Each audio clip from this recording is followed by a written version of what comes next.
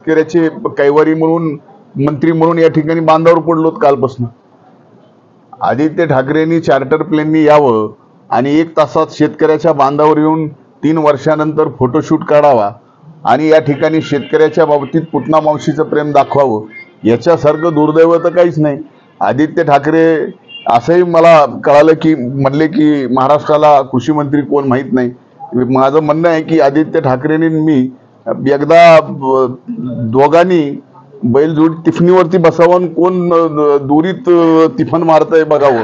म्हणजे तुम्ही सोन्याचा चमचा तोंडात जन्माला घेऊन आल्याला तुम्हाला शेती माहीत नाही, बांध माहीत नाही, आता 3 वर्षानंतर बांधावर येतात, तेही निवडणुका समोर आल्यात म्हणून।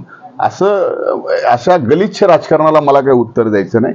हे राजकारण करण्यासाठी आत्ता दौऱ्यावर आहेत, आम्ही मात्र शेतकऱ्यांच्या दुःखात आणि शेतकऱ्याला मदत करण्यासाठी या ठिकाणी जे आम्ही कटिबद्ध आहोत। का आम्ही शेतकऱ्याची पोरं आहेत, शेवटी आज पदावर असू नसो पण जोपर्यंत पदावर आहोत आणि शेतकऱ्याला मदत करायच्या ऐपत भगवंताने आम्हाला जर दिली असेल तर आम्ही आमची सगळी प्रतिष्ठा पणाला लावून अशा संकटाच्या काळात शेतकऱ्याला मदत केली पाहिजे, हीच सरकारची भूमिका आहे आणि ती आम्ही मांडतो। राज ठाकरे म्हणतायत की